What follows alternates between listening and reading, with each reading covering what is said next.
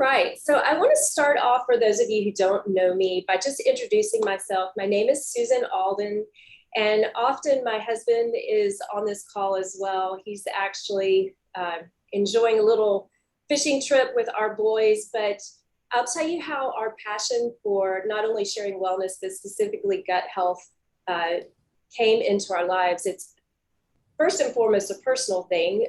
My husband and I are both Army veterans. We went to the United States Military Academy. That's how we met. And I served in the military for about 6 years, and he served for a total of 20 years in the Army Special Forces. And after I left the military, I got out and I opened a health and wellness center just outside of Fort Bragg, North Carolina, where I was serving and supporting our fellow veterans who were going through very stressful times. My husband spent 4 tours in Afghanistan and other places in the Middle East as well. And so we are very familiar with chronic stress and trauma and how that can impact the body and the mind and the spirit for that matter. So I've been serving and supporting people with their health for a long time. And then gut health became really a personal journey for me, where I even dove even deeper when I came back from a trip to India, where I experienced a pretty intense bacterial infection and antibiotic resistant bacterial infection, and also parasites. And so then my gut health journey really deepened.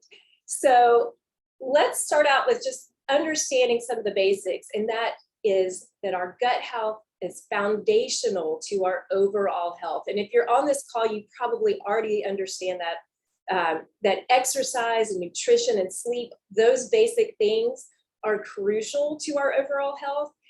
But I want us to really think about how the gut is also a critical aspect to maintaining our overall health. Some of you have probably heard that your gut is the second brain. We're starting to hear this more and more within the mainstream. And that's because the microbes in our gut produce signals that travel through our body and to our brain. And it actually does this via something called the vagus nerve. And I like to think of this as the superhighway between the gut and the brain.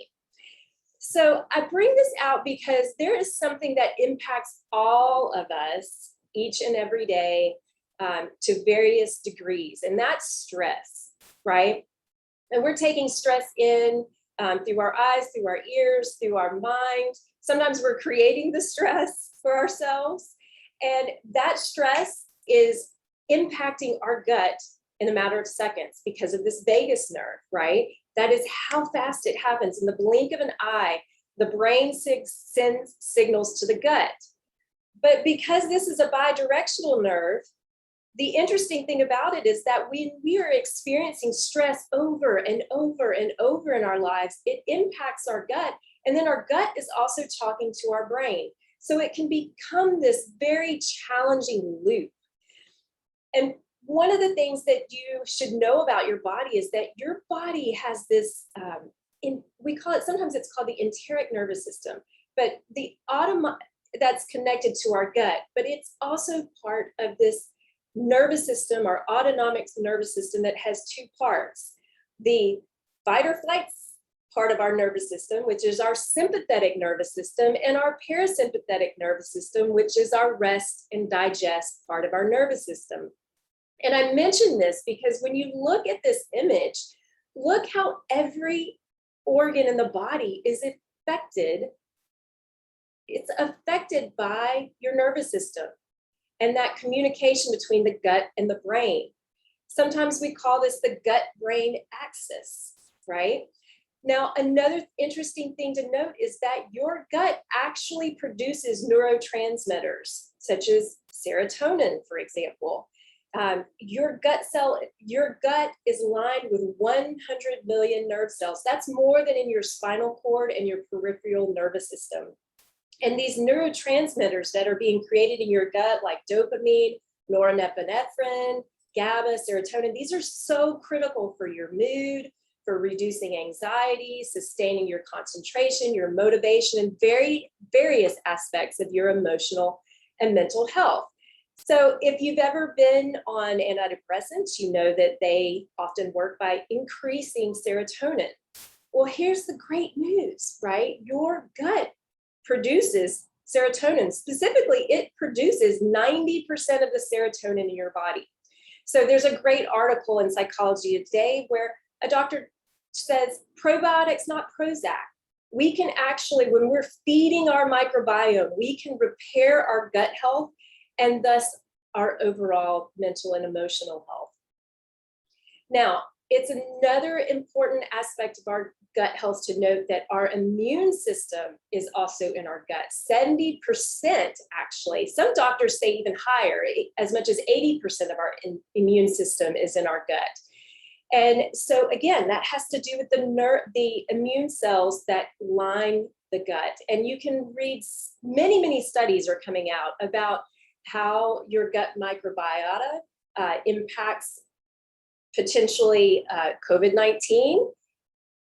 These are interesting times where we have to really think about, is our gut health where it needs to be in this day and age? And I think it's also important to note that it's not just COVID that we have to worry about, right? I've talked to 2 people this week who are like, I have a cold or I have some other kind of virus, and it's not COVID, but it's slowing me down nonetheless.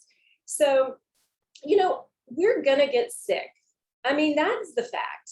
It's not, we shouldn't live in this fear of that we're gonna get sick. We're gonna do our best to keep our immune system strong.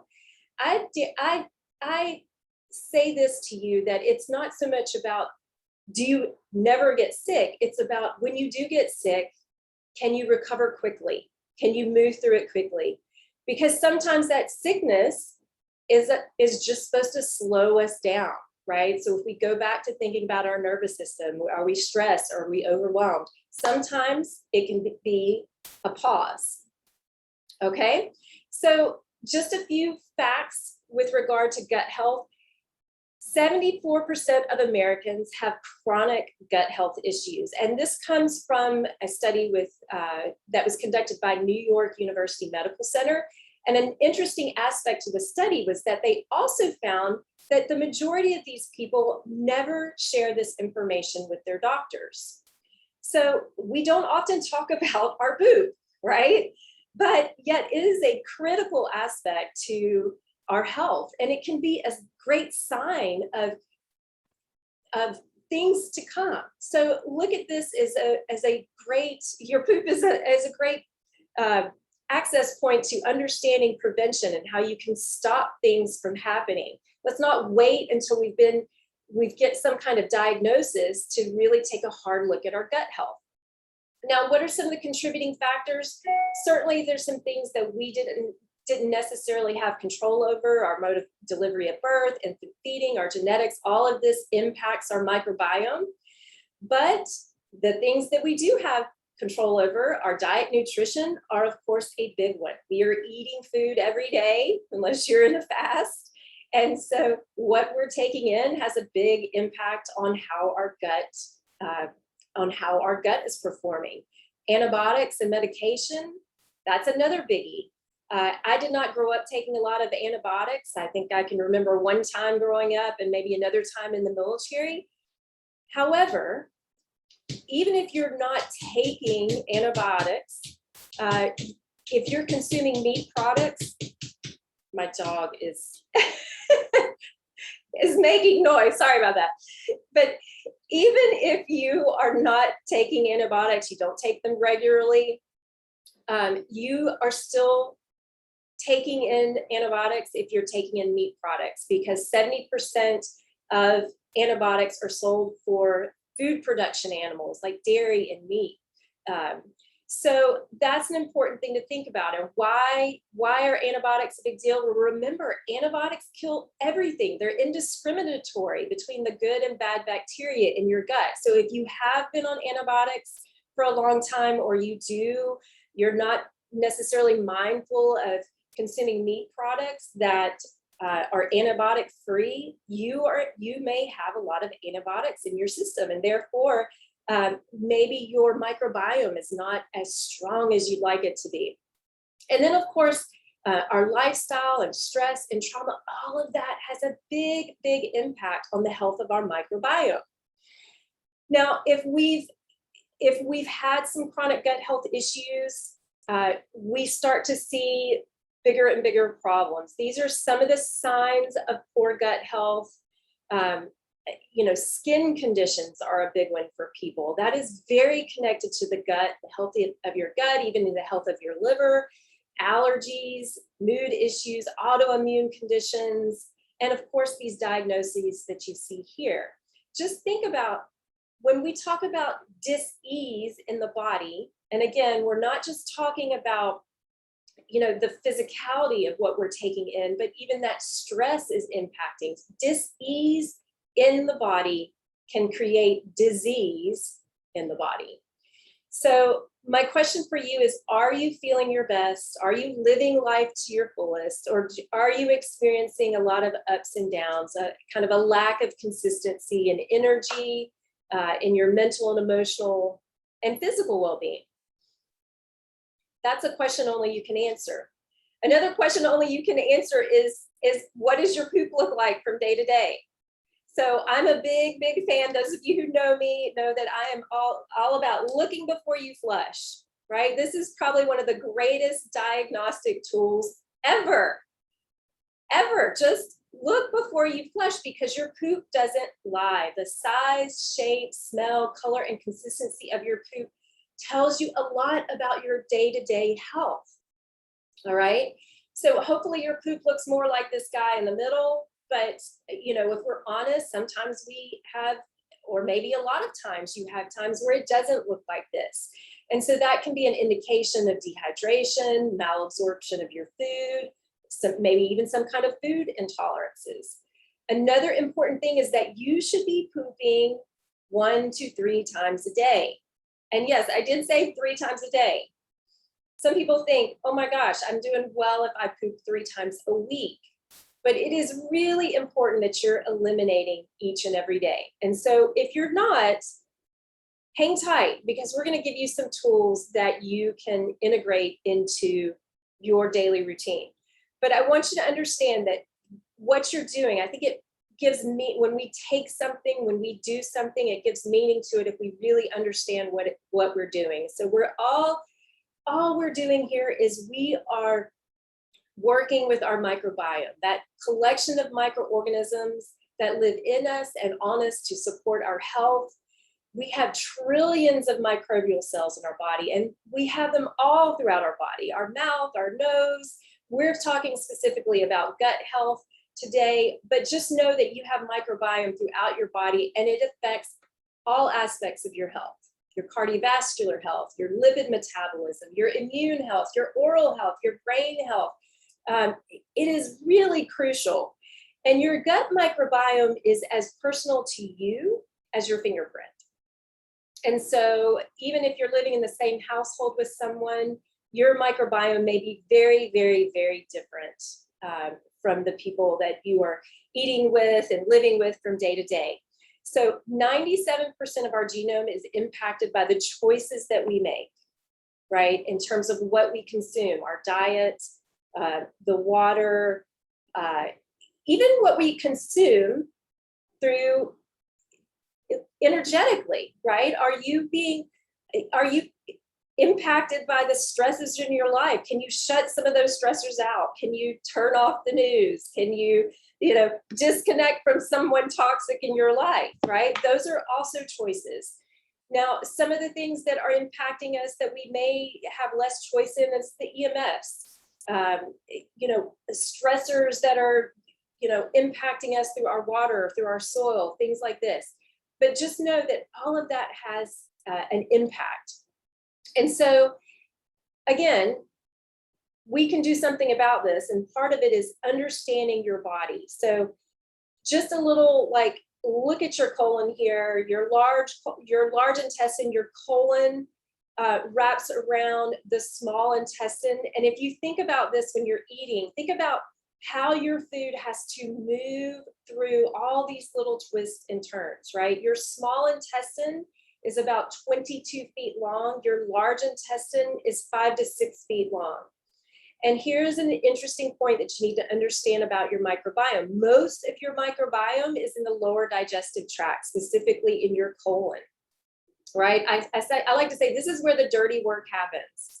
Now, your stomach, if you look at this image on the right here, your stomach should be, if when you are in good health, it is in a very acidic environment, and that is by design, so that when you are ingesting a possible pathogen like a parasite or some type of bacteria, if you are in good health, your stomach is fighting off those bad guys so that they never make it down into the lower digestive tract where it can really do some damage. Now, I told you in the beginning that I traveled to India and came back with some pretty serious gut health issues. What happened prior to that was some serious stress in my life. So I actually left for that trip not in very good shape, digestive wise, and my stomach acids probably weren't very strong. And so what happened? Well, those bad bacteria, those parasites got right down and wreaked havoc in my lower digestive tract. So again, our body is uniquely made, and it helps us to understand how these tools that I'm going to show you can help. So before I transition to that, though, I do want to make note that we started off talking about our nervous system. Some of the I say seven simple things you can do to improve your gut health right now, right? Without really adding anything in terms of like what you are taking in. And I'm going to talk about that, but activating your rest and digest part of your nervous system. What do you do that relaxes you? Breathe, meditate, do some yoga, get outside and get moving. Eat whole foods. I tell you, one of the things that is wrecking our gut health tremendously these days are the processed foods. So can you challenge yourself to not eat anything from a package for a day or maybe a week?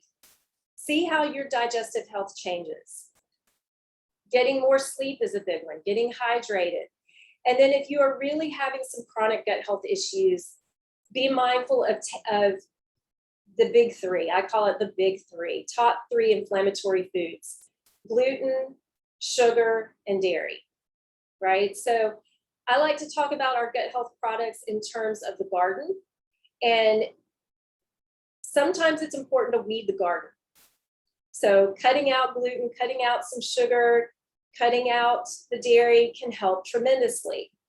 And then we have some powerful tools: probiotics, prebiotics, our probiotics, prebiotics, and postbiotics. So I like to call this our gut health trio, or it's our gut garden. It supports that gut garden, right? Now, you've probably heard about probiotics, and I'm actually going to stop sharing my screen because I'm going to show you exactly what I'm talking about here. So you've probably heard about probiotics, and you might even be taking some probiotics. So this is a probiotic that got me out of what I like to call my gut health trauma. And it's a unique product. And here's why. If you go back to think about that diagram that I was showing you, how it has to get into the lower digestive tract. If you are taking probiotics that are not in a delivery system that is specifically going to survive the stomach acids, you're probably not getting the probiotics that you need. That's what I found. I was spending a lot of money on probiotics that weren't actually getting to where they needed to be. So these LifeVantage probiotics, they have they call it BioTrack delivery system. It is a time release system that works with your body's innate intelligence to get where it needs to be when it needs to be there. There's also a very unique blend of good microorganisms, and our company very much studies the environmental impact or factors that are really impacting people's gut health. And so many of you know that have been using these products for a while, or if you are part of our team, you know that they are actually they have developed a new formula, and so that's coming out soon. That is designed for the times. Okay, so those probiotics are important. These are like the seeds. What kind of seeds are you planting in your garden? So think of this, these are your seeds. Now, your seeds have to be in good soil. So what is a postbiotic? This is our postbiotic, okay? Good soil. And yes, it is a drink, it is a beverage. Woo! Oh, there we go. I shouldn't have shaken it up. I love this because you mix it with water and you drink it. And so those of you who have children, this is a great thing because I don't know about you, but my little guy cannot swallow. And again, it's great. We want to be able to swallow these so that they survive the stomach acids. If you have kids, I throw it in a smoothie and we do the best we can to get the seeds down where they need to be. But the soil, that's an easy one to populate. And we actually notice that this is called daily wellness. And it's because this is something you take every day. Here's the ingredients. It has vitamin C, vitamin D, zinc, and elderberry extract. So if you are tracking what you need to be taking for immune system, those are key components to keeping a healthy immune system. And then it has this fermented yeast extract. That is the postbiotic. Now, postbiotic is basically, if you've ever composted, you know that this is like what's left over after the good stuff has done its good stuff. So that postbiotic is like the soil or the compost where your seeds are going to be. And then you have a prebiotic. Prebiotic was something that I had never really taken before until I encountered these products.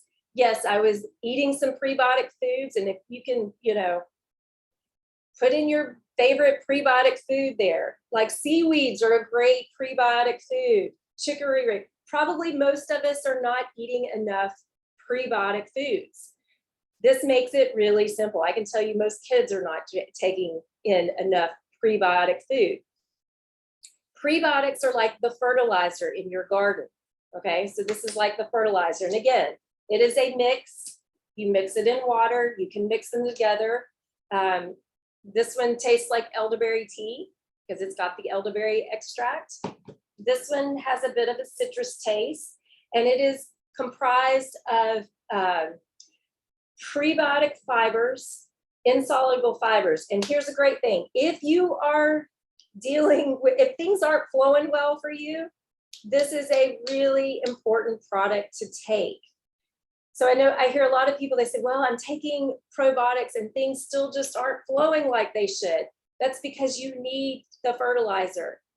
The fertilizer is going to get things moving. There's some powerful studies about how prebiotics help to prevent diverticulitis. What is diverticulitis or similar conditions? It's when your poop is not moving through the digestive tract and food is sitting there and fermenting too long. All right, this is what causes disease. Things should be moving in and out of your digestive tract each and every day. And I can promise you that if you're integrating these in this gut health trio, things will start moving. Okay, if they haven't been moving for a long time, give it some time, right? Give it some time. But I can promise you, if you integrate these into your day-to-day routine, things are going to start shifting, okay? But also be mindful that all of those things that I said in the beginning matter too, in terms of your stress and how you're managing stress, because that is so key. That is so key to your gut health. Lastly, I want to mention, I full disclosure, to get through what was a really, really intense time when I was struggling with the bacterial infection and the parasites. Many of you are maybe already on this if you are a current customer, but the Protandim Nrf2 is really key, right? These are all nutrigenomic products. The Protandim Nrf2 not only does it hugely support your liver health, but it's activating the NRF2 pathway in your body, which is a total game changer. This product is something that has been studied and studied and studied, and there are gosh, I think there's now about 31 peer-reviewed studies in PubMed.gov, American Heart Association, Harvard, LSU, Washington State. These are all medical institutions. Duke University did major studies on these, from anything from cancer to cardiovascular disease to MS, you name it. There's some powerful studies on these products. So these are all brought to you by a company called LifeVantage that my husband and I are really proud to be a part of. We feel very passionate about the integrity and the quality of these products. And so it is my pleasure to share them with you. If you have more questions, please get back to the person that invited you to this call. We have an amazing team of people who are very well educated and well informed on these products. And if they can't help you, they will point you in the direction of somebody who can. I'm always available to answer additional questions. And I hope that each and every one of you take a little nugget with you today, even if that's just to take a pause and breathe. Maybe turn off the TV, turn off the phone for a little bit, and take some time to really move yourself into that rest and digest part of your nervous system, which is so, so important. Okay, lastly,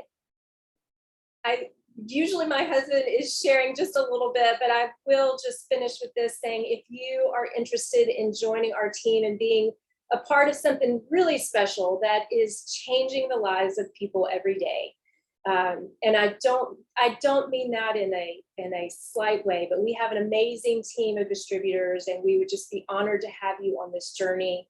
My husband and I are just deeply honored to be doing this work, and particularly in these challenging times when so many people are faced some tough decisions, tough choices, and riding the waves of all that is happening. So thank you for being here. And if there's any questions, let me look in the chat here for a moment. Any questions? I'll open it up. We've got another minute or two. You can just unmute yourself, or if you want to put it in the chat. Any questions? You said that you have a child who's challenged with eating pills. How do you get them to do you have any recommendations on how to get them to eat the probiotic or to swallow it? My daughter is like incapable of swallowing a pill. I know, we've tried so many times. We're still working on it. What I do is I just put it in a smoothie. I throw it in there, and yes, it's not, we realize when we're taking it that way, it's not in that time release form. It's not in that BioTrack delivery system that's going to get to the lower digestive tract. But I think, sometimes you just have to do the best you can. Sometimes I will give him a little bit more. And that's something important to note. All of these products, if you are feeling like your immune system is a little repressed, there is nothing wrong with taking a little bit more. So like with my son, if I feel like I'm knowing that it's maybe not all going to get down into the large intestine, I'll give him a little bit more, particularly if, and again, he's 14. So, you have to look at how old the child is, how big his or her body is. But these products are very safe. Always use your best judgment as a parent. Certainly consult with a medical doctor if you feel like that's appropriate for you before you're taking anything. But yes, like, we just have to do the best we can, I think, with that. But as an adult, you should absolutely swallow it so that it's getting down to where it needs to be. And again, if you're feeling like you need a little extra boost, this is a good time to just really populate the gut microbiome even a bit more. So I see somebody says, oh, you know, your child chews them. There you go. My son will actually chew the Protandim, which is kind of funny because it's got a lot of turmeric in it. So he'll chew it and he'll, you know, he'll have an orange mouth. And Marion says sometimes putting him in the yogurt or pudding or ice cream helps. Yeah, absolutely. But if you put it, I put it in a like a veggie bullet or a Vitamix or something like that, and then it just kind of chews it up and he never even knows it's in there. Thank you. Absolutely. All right. Any other questions? All right. I tell you what, I'll leave you with one little thing. So we were talking about the nervous system. Okay. I'm a yoga therapist by education and trade. A simple way to activate your parasympathetic nervous system, that rest and digest part of your nervous system, is to extend your exhalation, right? Because your exhalation is biased to that part of your nervous system. So even if you just take a few minutes every day, take 4 breaths in and count 8, or I should say count 4 breaths, the count of 4 as you inhale. And then as you exhale, count of 8, or whatever your count is, right? Where you're extending that exhale twice as long as the inhale. That little bit of breath, you can do it at a stoplight, you can do it before you sit down to eat, and I promise you it's going to help your body digest that food better. So we tend to, you know, either not eat or eat too much or eat the bad things when we're stressed. If you just take a moment to breathe, make some better choices, and even if you're making a bad choice of food that day, you'll digest it a little better. All right, that's your little nuggets for the day. I hope you have a wonderful, wonderful rest of your day or evening, wherever you are. And thank you for taking the time to join us. Aloha.